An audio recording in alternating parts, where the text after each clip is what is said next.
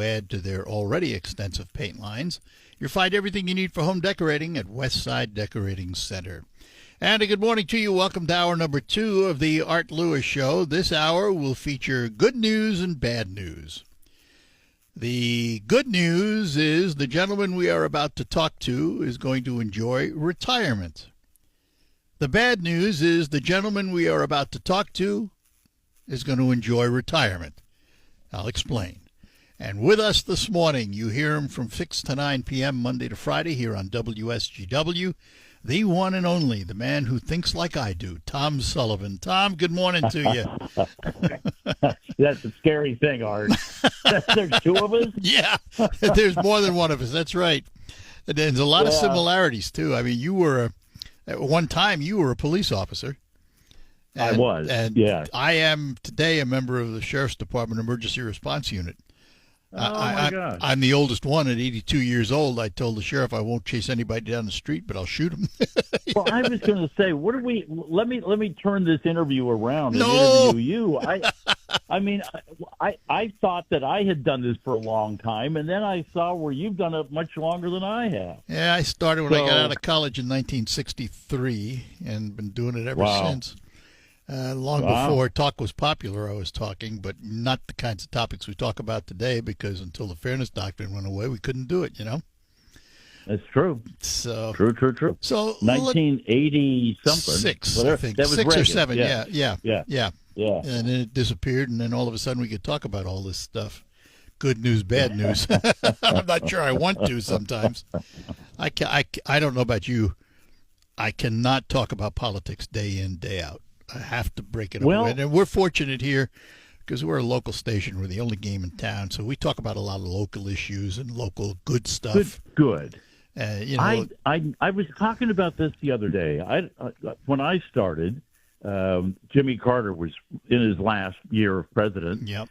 And so, we talked about maybe something that he would do, and then Reagan. Even though he's revered today, he wasn't really then when he was just a president doing presidential things. But we mentioned it once in a while. And I thought, okay, so then H.W. came along. No, nothing there. Not until Monica Lewinsky hit the front page did talk radio really talk about what's going on at the White House. So, and it's been that way ever since. Yeah.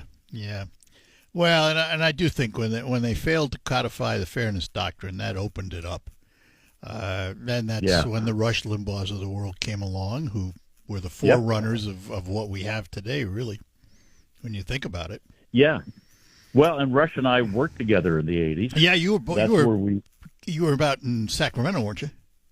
Yeah, right. We both worked at the same station, and that was exactly when the Fairness Doctrine was changed, and we didn't have to have the mandatory, you got to have a liberal, you got to have a conservative.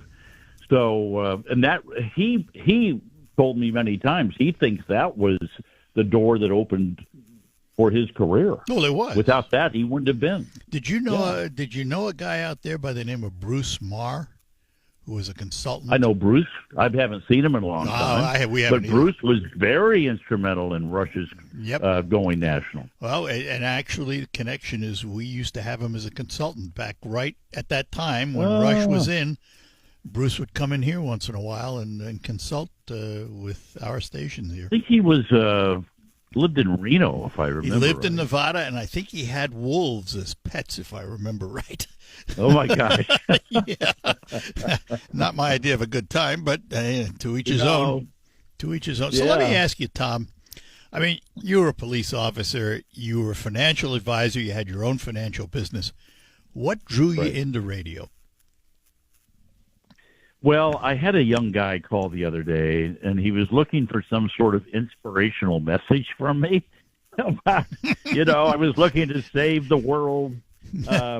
No, I had started my investment firm, and because I had worked for one of the big CPA firms, and a lot of my clients were asking me for investment advice. And in those days, the American Institute of CPA said you can't do that, and insurance companies wouldn't give you malpractice insurance. So I hung up my accounting papers and started doing investments. And I thought, now how do I get advertising for this? So I called a local radio station, and they said, yeah, why don't you come in and talk about some tax tips that we can do to save on taxes? And I did, and the program director asked me afterwards, he says, would you like to do this on a regular basis? I said, sure. I was looking for free advertising. Yeah. Art. That's all it was. I got it. And so the inspirational part, I mean, the bug bit me, but I'm not trying to save the world. No. Just talking to the neighbors, just talking to people. I remember the last time we talked, which was a few years ago, it was in COVID. You were at home, and I was broadcasting from home. And a lot of similarities in what we had to do. I got tired of that, though. I got tired interviewing people in little boxes on my computer. So eventually, I came back into the studio. I'm a hybrid today. I come in the studio and do my shows, but I go home and do the rest of my work. So it's been a good resolution of the problem. Let's put it that way. Yeah, same here. I mean, I go into the heart of Manhattan every day, which is a pain, but I love it. It's my hometown. Because it gets your blood moving and it gets you fired up, and you got to get out. You got to get out of the world. So I'm with you. I'm doing the same thing, and then I go home and then I do the prep for the next day at home. Yeah, exactly. So I have to ask. I'd be absolutely remiss if I didn't ask you this. What's your analysis of the president's use of tariffs? My analysis has always been he likes to poke the bear and then sit back and see what happens. And I think he's done that with tariffs. I have to give him credit for he's been griping about us being ripped off by foreign countries. For you can see old interviews with Oprah, with David Letterman, with he's been on talking about this since he was a much younger man. So he's finally doing something that he has wanted to do. I think he really feels in his heart that this is important to try to get us so that we're not getting ripped off by other nations. And it's his only opportunity. Yes, and it's a big opportunity. The problem is the way I don't have a problem with us trying to level the playing field. My problem is the way that he's doing it has set shock to the economic system, and that's not good. There's 40 different ways to do it that he could have achieved the same thing without having the market drop thousands and thousands of points, which is down another 900 and something right now. So, is it really? I mean, we're just. Yeah. So I know we had the big rally yesterday. Yeah, it's down 930. 931 points right now. Yeah. And that is the one big downside is the uncertainty. Is nobody likes to live uncertain, but that's the way it is. Hang on, Tom. I got to take a break. Go ahead. Finish up. Go ahead. Go ahead. Get your break in. All right. You know how that works. We'll be back. Yeah. Tom Sullivan is our guest.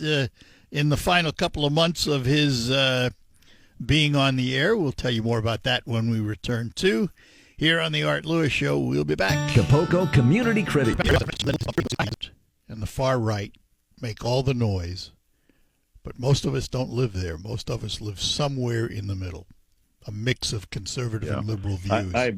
I'm convinced it's 10% on the far left, 10% on the far right, and 80% of us are center left or center right. Yep. But we're much closer to the center. Yeah. Well, we see things exactly the same. That's most of us. What do you think? I have said this too. I have often said that I think the country is ripe for a third party. I call it the common sense party. But in order for that to succeed, it would have to have a charismatic individual leading the front. The party, just to have a third party, I don't think will ever happen. But if you have the right charismatic character to carry the banner, it could happen. What do you think? Well, the closest we saw was H. Ross Perot. Perot was closest. And he had a lot of money. And he shot himself in the foot. He was a character. He got a lot Yep. of attention. Yep. Even he couldn't do it. Well, he kind of shot himself in the foot, though. See that? Yeah. Oh, he did. Yeah, he started talking about strange things and Yeah. was, boogeymen behind bushes. he became an oddball. Yeah. That was the problem. People, yeah. So I would like to see that, but I don't think it's going to happen, Art. I really don't. Well, I don't. it's wishful thinking on my part. I know that. But I just, wishful thinking or not, I just don't give up on the Well, idea. if you look at the parties, I mean, Reagan was a Democrat at one time. Yeah. I mean, parties change, Well, not only and that. people change with the parties. And the Republican Party is gone. It's now the MAGA Party, even though MAGAs make up maybe 30-some% of the country. That's enough for them to basically. That's the Republican Party is the MAGA Party. Yeah. The old Republican Party is gone. I hate to keep saying a Reagan, but I mean it's not around. Right. But I Reagan wonder. couldn't get elected today. Yeah, but I wonder if the old Democratic Party is gone too, because a lot of people would say John F. Kennedy today would be a conservative. Yes, no question about it. Both the parties have changed, so I think we may get another version of Democrats or Republicans, but I don't think we're going to have a third party. Well, Does that make sense? Unfortunately, it makes sense. Yeah, unfortunately, that's true. I'm one of those eternal optimists. I think that it's always possible. Sometimes Sure. you live Yeah. with It's always rose-colored. tough because somebody will call and say that they're going to vote for the Libertarian candidate. No, or yeah, of somebody, course, and I go, yeah, are you wasting your vote? No, it's your vote. You can do with it what you want. But Yep. it would be nice to have another version that somebody actually feels like their vote really, really counts. That's all. So let me ask you, outside of this political discussion, what brought you to the point of saying it's time to hang it up? Oh boy. I don't know. You started off by talking about that you don't talk a lot of politics. I didn't either. I was kind of known for not doing much politics, but in the Trump era, it's almost impossible to avoid. Yep. And there's a couple of guys I know that are talk show hosts, and I saw them at an event, and I said, this is right after Donald Trump first got elected, and I said, is this harder than it's ever been? And they looked at me and kind of went, yeah, it is. Because people are intensely for or against Donald Trump, which makes for trying to talk about anything else gets sidelined into that. And so I'm he's coming back around. We got another 3.5 years. It's tiring to me. It just is. I would prefer to talk about other things, but it's kind of hard to do that in today's talk radio world, at least on a national platform. I was going to say, nationally it is. Locally, I'm fortunate. Yeah. The hour before this, I talked to the director of the Delta College Planetarium about some shows they have and stuff like that. Perfect. And I love to do that because it's local, first of all. It deserves the attention. And I'll do a number of open shows during the week where it's anything goes. But I love the break of being able to talk to people and interacting with guests and things of that nature. And it keeps me going. I mean, at my age, I do it because it gives me purpose. I love it. Can't think of any other reason. I don't blame you. No, I'm not.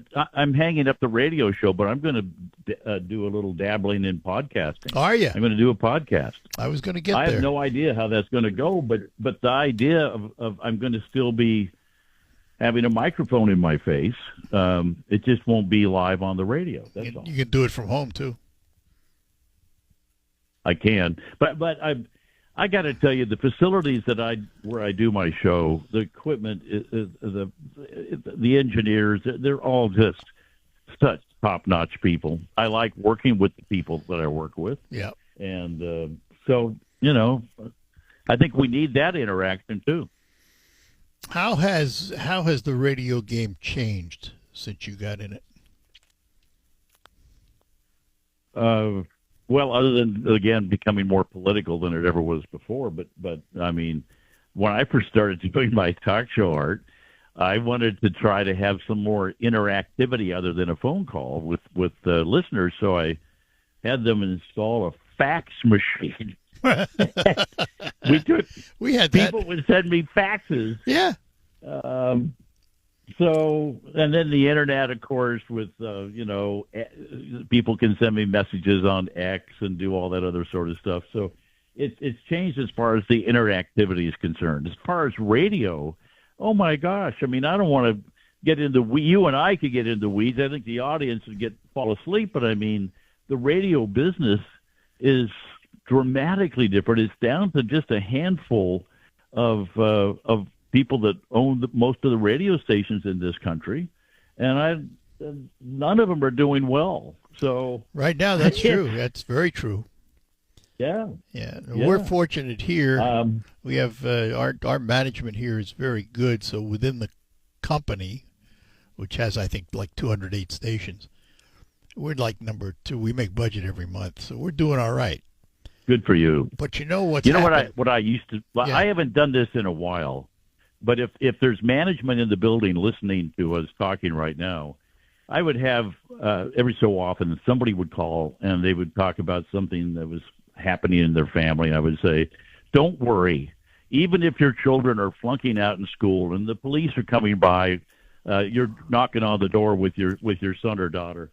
Don't worry. There's a future in broadcast management for them. Oh. Ooh. Oh yeah! Every time the station manager would come and glare at me through the glass, One of our account executives is in the lobby. Just gave me a thumbs up.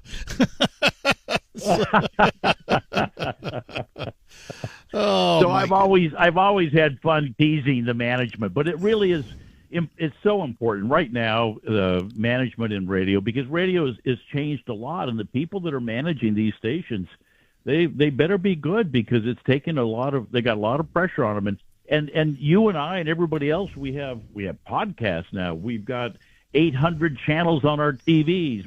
People have all kinds of choices. Yeah. And so it's important to get their ears on your radio as much as you possibly can. And it's not only the radio side of the business now, because all of our account executives are also digital experts. Because they sell digital. Oh, yeah. And that's become part of the business today. Big part. Yeah. Important part. Yeah, exactly. Yeah. Very, very, very true. Hang on, Tom. Got to go spend some of that and make some money. And then we will be back. All right. Tom Sullivan is our guest, and we'll talk more with him when we return. Steve, did you take my...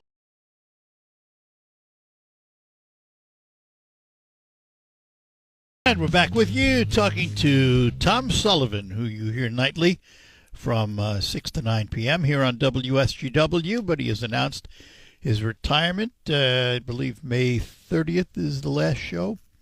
And Yep. We 36 more shows, Art. But who's counting, right? I mean, yeah. We have here at WSGW anyway, we have a soft spot in our heart for Tom, because when Tom's previous distributor of his program went bye-bye, Dave Maurer, who was here at the time as program director, went to work and suggested that you go over to another distributor, which is what you did, and got back on the air. Yeah, no, I was so happy. I got an email from Dave the other day, and I hold you guys very, very close to my heart, because you were able to basically, by your help, made the show so I could continue on. I got another 7 years out, 8 years out of it, something like that. So yeah, no, WSGW has a special place for me. And I must tell you, I mean, you haven't asked the question, but I'll answer it anyway. About you talk about local versus national. I would much rather do a local show. It's much more interesting to me, much more fun to do a local show about your community. Talk to your neighbors. I much preferred it when I was doing a local show. Really did. Well, it's, and I remember your days at KFBK in Sacramento. And that was, KFBK in Sacramento was kind of a forerunner of developing big national talent, weren't they? Yeah. Yes. There's a lot of people out of the Sacramento market. I worked with Lester Holt, who worked at KFBK. I can go down the list. Joan London, Good Morning America. There's just a whole bunch of people that have spun out of there into a national platform. So I don't know why. Something in the water. I'm not sure. Yeah. And I'm not I grew up in Seattle, so I'm not a Sacramento native. And Rush grew up in Missouri, so So I went it was the just wrong a good training ground. I went the wrong way then. I grew up in New York City. How did I get here? Oh, did you? Yeah. Ah. I'm a Bronx boy. Didn't want to raise the kids in the New York area. Nice.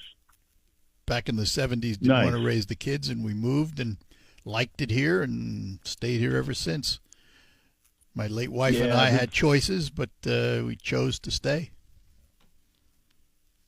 I've not. I don't blame you, and yet I'm looking to bring it around full circle to today's news, and I'm going, I tell you, with the tariff stuff is going to hit Michigan, I think, first than any place else, and harder. Yeah, I think that's probably The true. auto sector. If they stay, and I say if because I've watched Trump for years, and he likes to poke the bear. He likes to sit back and see what happens and, take the reaction. And then he comes around and backs away or changes.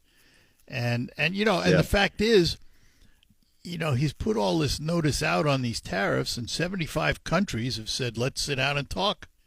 They weren't talking before. Maybe he's done something. Who knows? I mean, the 125% on China is going to be interesting because if there's a trade war, that's where it's going to be. Yes, and it'll be interesting when you and I go out and look for that widget. We can't find it. We'll figure out, that's why it was made in China. I heard Jim Cramer this morning over on CNBC saying this is essentially a trade embargo with China. It's an embargo. I mean, it's not called that, but essentially it's a they're prohibitive. not going to be selling much here. No, it's a prohibitive tariff. Yes. So, and Yeah. But I've also said, Tom, that over the years, we as consumers have ourselves to blame because we wanted to buy cheap. Yeah, I mean, and that's what you get. We're good shoppers. We're we good want shoppers, the best right? for the less. Exactly. Yes. Exactly. And China was willing to provide it. Companies were willing to go there to build it. So, we had choices. Well, of course. You could buy a 1971 Dodge, or you could buy a 1971 Nissan, and people chose Nissan. Yeah. Well, but here's the thing today, though. Let's pick a mark. Let's talk about Buick. The Enclave, as far as I know, is still made in the United States. The Envision, which is their biggest seller, it's made in China. It's not an American car. Yeah. It's only an American mark. Yeah. So, you don't know anymore when you go and you buy a car. There's they say Tesla is the most American of American cars because the parts come from all over the place. It's a different world. Yeah, and did you see where Musk got into it with Peter Navarro because Navarro said they make their own batteries here in the U.S. They most of the parts of the Tesla are U.S. made. That's right. Some things come from overseas, probably the tires. But I mean, most of it is U.S. made, and Navarro is. I'm not a fan of his, man. I I think he just got left out in the cold. I think he's a nut job. And I was talking on the show the other day about all these economics books that he has written. He points out that that Ron Vara, the economic expert, verifies everything that he says and is supportive of him. Ron Vara is a made-up person. It's him. Yeah. I mean, he's got an imaginary friend. And you go, that's the guy who's running our trade policy? Please. My economic knowledge is limited, but I was a fan of Milton Friedman, and I have a very good Me too. I have a very good friend who was an economics professor at Northwood University here in the area, Tim Nash, who was a Friedman devotee and still goes by his philosophy. He does a lot of writing about the economy and offers up opinion about it, and mostly in the Friedman line of thought. And, we're not there. That's for sure. No, Milton Friedman is. There's a lot of YouTube for people that want to know about Milton Friedman. Just go onto YouTube and search for Milton Friedman, and they're just classics. The classic one we were talking about the other day is he explains how a pencil is made, and it's truly about all the various pieces of a pencil that come from all over the world, international trade. Wood from here, graphite from there, rubber tip from here. Yeah, they're all over the place. Yep. Yeah. All right, Tom, hang on one more time. We'll take our last break, and then we'll come back and finish up our conversation with Tom Sullivan, retiring after the 30th of May. We'll talk more about that when we return. Covenant Healthcare helps.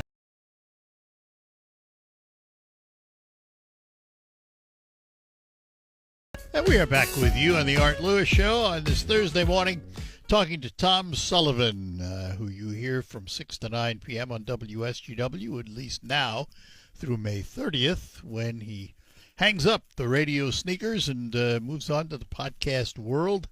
But, Tom, I want to take you back, and I should have done this in chronological order, but at one time you were a Washington State Patrol officer. How did you get involved in that? Bro. I have had a lot of family that was in law enforcement, and I had been I had gone through college. I was in the Army, and I didn't get very far. I got hurt right out of the gate, and the next thing I know, they have shipped me back home, and when I was in college, I drove an ambulance at night. I had the medical student was my partner, and I drove the ambulance. And I met a lot of the highway patrolmen and state troopers when I was doing that job. And so I'm back in Seattle, and one of the guys I talked to said, "Well, what are you going to do?" And I said, "I don't know." I said, "I'd like to go to grad school, but I don't know if I have the money for it." And they said, "Well, the State Patrol will pay for your school if you work for them for 4 years." Done deal. So I loved it. It was a great job. I mean, it's a tough job. I don't know if I would do that today, but it was. I got into it because I was interested in law enforcement, but it was a way for me to basically get money for grad school. Yeah. So that's what I did. I'm the product of law enforcement. My dad was a special agent in Treasury and always wanted me to go into law enforcement, and I never wanted to. And then a few years ago, when the sheriff tapped me to be a public information officer and a member of the emergency response unit, I held up my badge to the sky and said, "See, Dad, it only took 70 some odd years." And here I am. Yeah. Yeah. But it's it's contributing to the community, and that's what I like about it.